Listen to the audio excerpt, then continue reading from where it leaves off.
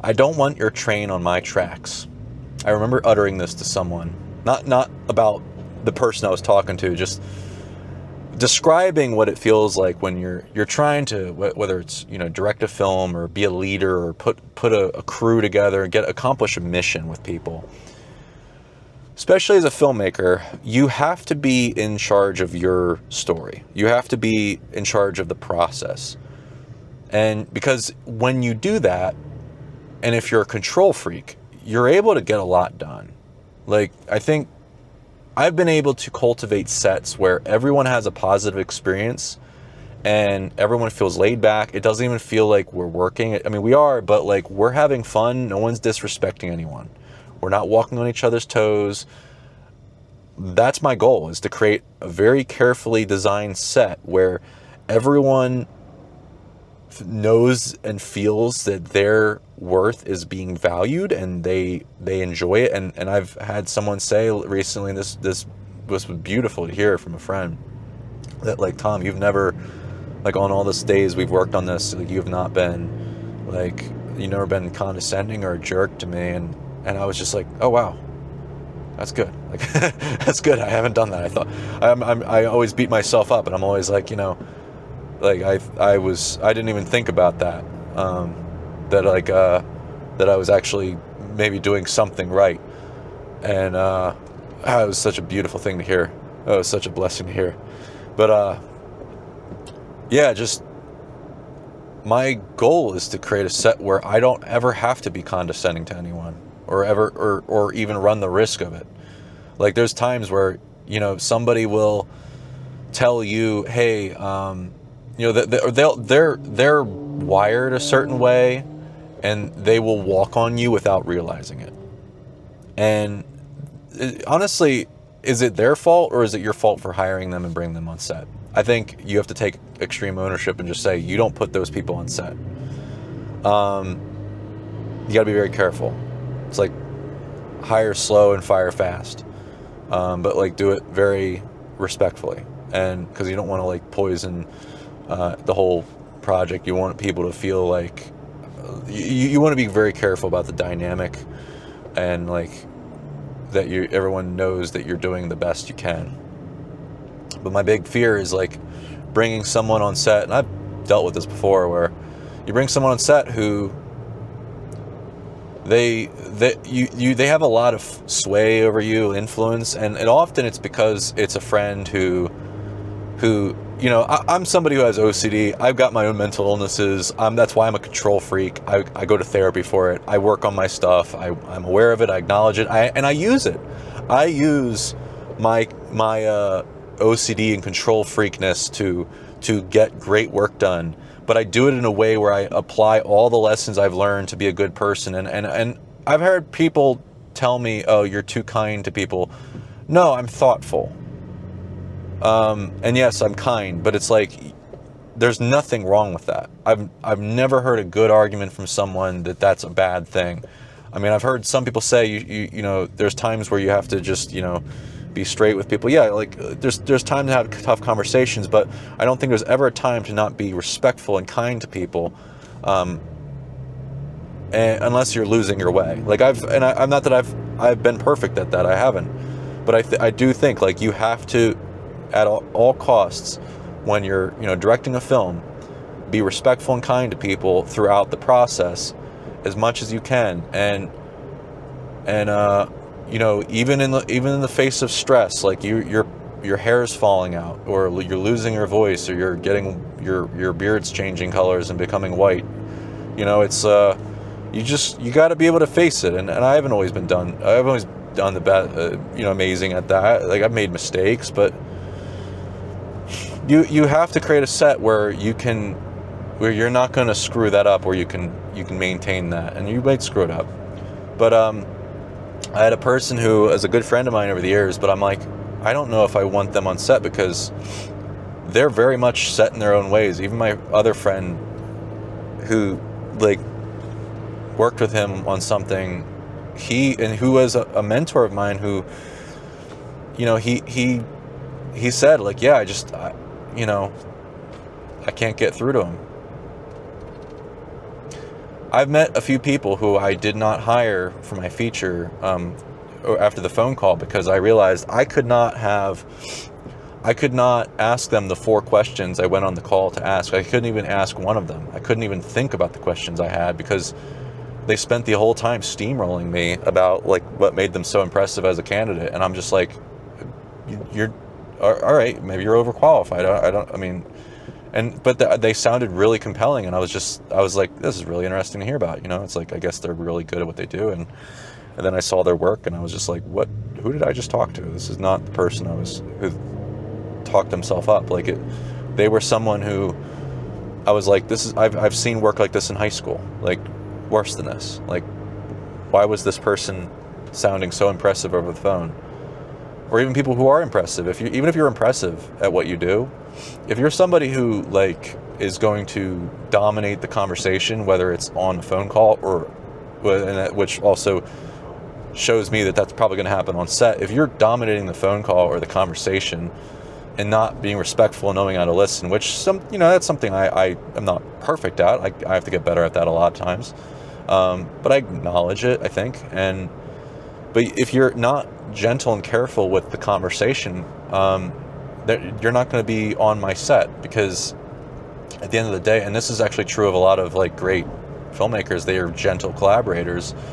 Even Spielberg, I heard, is like that he's that way. And I don't know if it's the same way I'm defining, but like when you create a set where you're walking a tightrope, you want to make sure that you don't want to be in a position where you have to tell someone, hey, shut up.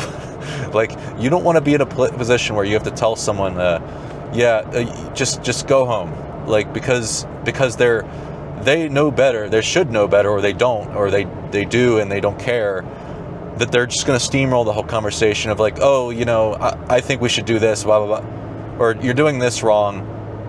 No, we're not. I don't want to explain to someone that they don't have the track record to say I'm wrong, because I've made more films than them. I've done more work than them. I've actually shown my work. I've shown results. I don't want to have to tell that kind of person, hey, and belittle them. I don't want to disrespect them. I don't want to have to tell them this and say and line up the argument of why they're in the wrong to be telling me this, when it's not their job. It's not their film. It's my film. And I don't say that in a like, oh, it's my film, I'm in charge. No, it has to be my film. I have to take ownership and take the lead, because we're trying to do things very carefully. You are invited to be a part of a great set experience that I am trying to create for everyone. And for you to come in and tell everyone how things are done and cause us to be late, or cause us to do things that I'm not here to do, and you're not doing all the work that I'm doing to put the shoots together, you're not doing the work, you didn't do the work for years to write the script, you have no right to derail a project that I've spent so long, so much work, blood, sweat, and tears to put together, just to make sure that it's something that is a positive experience for everyone involved, including you, who has the gall to say, oh, you're doing this wrong, you're going to go home. Like, granted, it's very rare. I'll know when that person, I've hired them generally, just from a phone call or conversation. And I had to think about it. Should I invite this person to set? And it's like, no. Because the way I see it, I don't want your train on my tracks. Like, we both have trains, and they're going to just steamroll all the way wherever they're going on the tracks. My train is going where it's going. I don't want your train going the opposite direction of where I'm going. That's not going to get us anywhere. And that train is our mental health illnesses. Like, it is our OCD. It is our perfectionism. It is, you can have a Da Vinci, but you can't have two Da Vincis doing opposite things. You can't have two Da Vincis doing two different paintings on one canvas. Like, it just doesn't work. But you need a Da Vinci. You need somebody who has razor-focused intentions about what they're doing, not just in the end product, but also with how they're getting there, how they're leading the crew. I'm very intentional with everything that happens on set. And then when everyone gets on set, they don't even notice that I'm doing anything. They don't even notice what I've orchestrated or how I did it. They just think, oh, it's just Tom knows how to put together a good crew and a good group, and because it's intentional. I spent years learning how to master that. You learn how to find those people. You find them. It takes years to find them, and once you find them, you know how to find them more and find more of them, and when you know how to lead them and be respectful and treat them with respect that they deserve and not belittle people and allow them to make mistakes and recognize that you should let them make mistakes, because at the end of the day, you're their teacher, which can be really hard if you grew up not having the role model that knew how to teach you or stepped in or like told you this is how things are done. If you struggle with that, you have to learn how to like allow people, delegate things to them, allow them the space to make mistakes, the chance to do things wrong and figure it out and learn for themselves. You give people that opportunity, they learn to trust you, they do great work for you, they get better, they learn and grow. And that's what I'm here to do. And so I don't want to have somebody on set who's going to tarnish or ruin that, because it's counterintuitive. Now, yeah, a lot of sets have that, but it's also, it creates more stress, and that stress gets in the way of your ability to do the work and do, like I do my best work when I'm totally relaxed and I don't even feel like I'm working. So why would I create a set where it's the opposite? Some of the best filmmakers, like Nolan, their sets I hear are very laid back, fun, and like everyone's just, they're taking the mission more seriously than themselves, and that's very important to me. It's been very important to me, and I've gotten better at creating that dynamic, that environment where people realize, they're respected, they're safe to learn and make friends and network, and it's a learning experience for them, because they're seeing someone who's going, balls to the wall, making a film and doing so many things that they might not be doing on their projects, but then they're like, oh, I could learn from that. But also they're just getting a positive experience working with people and learning and doing that. And yeah, it can be a beautiful experience. It could be a negative experience. And so you got to be careful about bringing somebody into the fold that doesn't respect that and doesn't know that and doesn't really care. It's something you have to be very careful about. And that's something you have to learn how to spot. No one has the right to tell you how to run something unless they're right. But it takes experience to know when they're right and wrong. And a lot of people are wrong. And I say that from like knowing what it's like to have a director of photography tell you to rewrite your entire film and change everything about how you're doing everything in life. And it comes from, yes, there's people who, I've been on the flip side of like not listen to anyone, then listen to somebody too much.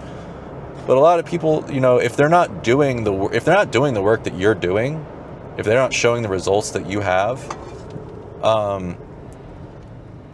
then they likely don't know how to do it themselves. And that's something to be very mindful of. Do they have the results to back up what they're saying? And if they don't, and they're just running their mouth and saying how impressive they are and just dominating the conversation for who knows what reason, you got to know that person's not going to be in service to you or anyone. It's actually going to derail you. But when you know the difference, and you can create a set where everyone's moving in the same direction, whichever direction you choose, and you're also listening to them and giving them a chance to steer the ship, so that they feel part of it and involved, and their opinion is valued.